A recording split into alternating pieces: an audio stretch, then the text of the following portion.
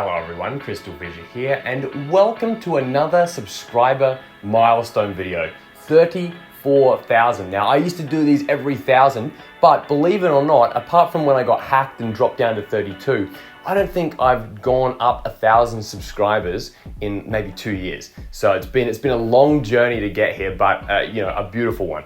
And I wanted to give a channel update and kind of an announcement, some kind of, talk to you guys, hear what you guys are doing, tell you what I'm doing.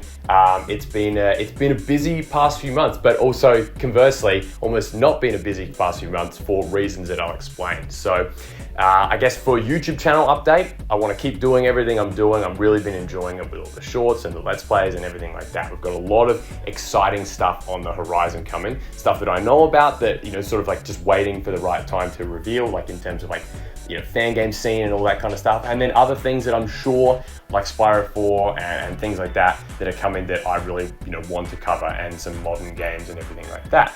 But for me, hitting 34,000, we're almost at 35,000, we're almost at 40,000, we're almost at 50,000. This is kind of, what I really wanted when I was younger, was to hit those massive, 10,000, 20, 30, 40, milestones. I don't think I'll ever be a channel that will hit, 1 million, but I think that, for me, it's just really exciting to see how everything has grown, in the last however long, especially these past few months.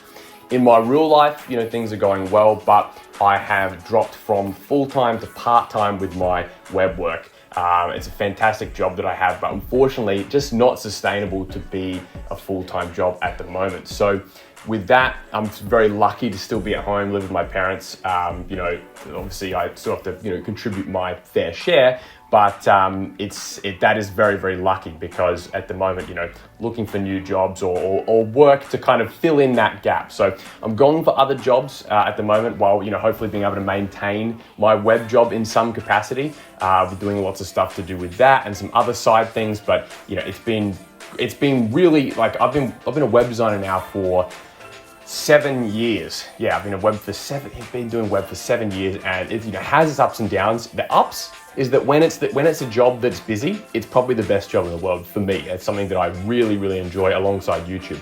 When it's not busy, it's hard, because you've kind of got to constantly sustain and be doing something. Otherwise, if you're not going up, or you're not sort of like this, you're kind of falling. And so with the economy the way it is, I'm no longer able to sustain that full time. So going down to part-time, looking for more jobs. Hopefully we'll have something, in the next few months or whatever. But I think that's a sort of a good, line to maybe look more into doing YouTube stuff, more common YouTube streams, more common things, during the day when I, wouldn't be working, say on a Thursday or something like that, right? Still working majority of the week, but in the days that I'm not, maybe spend more time doing YouTube. So tell me what you guys are doing, tell me what you guys are up to. I'm really interested in hearing in the comments, and I am. I say that it's not just comment bait, but it is actually something that I'm interested in hearing what you guys are up to.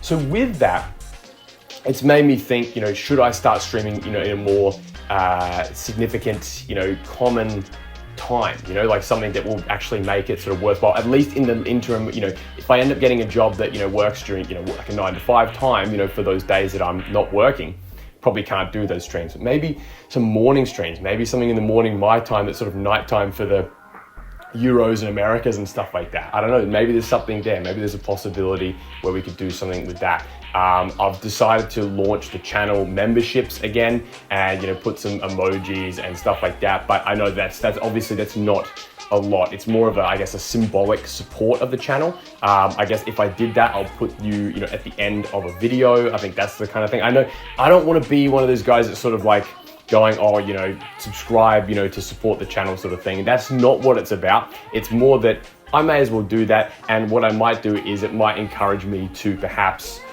go down the path of doing some custom stuff just for that. Now, I'd imagine there's not going to be, a heap of people that are lining up to subscribe, but maybe, if I, for example, redid some classic LPs on that, behind the paywall, if you will, some classics, while keeping everything else the same as it was. Maybe that's an idea. It's just something I'm floating. Again, there's no obligation in any way. I think that, I don't want to come across like it's it's an absolute, you have to do this, but I may as well, put that option up there.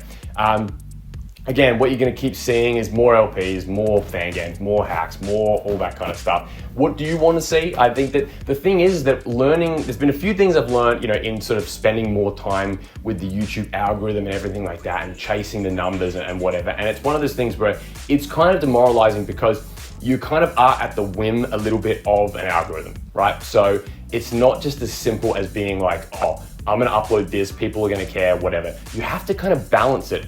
And that sucks because a lot of the time, you want to talk about like a particular topic and know that, okay, that's going to get the click-through rate, that's going to be lower, blah, blah, blah. So what I'm deciding to do, I think, is maybe, promote some of the older stuff and show some of my newer subscribers some of the stuff that you haven't seen before.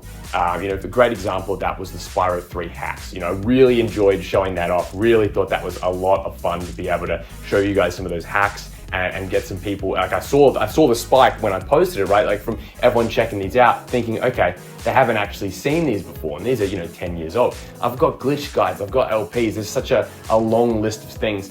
And I guess the only thing I would want to specifically ask now, in comparison to in the past or something like that, where it's like, they say that you got to follow this principle of, get them to like the video, get them to do that, is liking and commenting. Really, that's what it comes down to. If you like the playlist, check out the playlist. If you like the videos, leave a comment, let me know. It doesn't even have to be a detailed comment, but I see everything. We toys can see everything. So play nice. It's Woody. It's Woody to Sid. And then he did, he ended up becoming a trash compactor, garbage man, or whatever. That was his fate. Hopefully we see him in Toy Story 5, maybe, I don't know, at some point.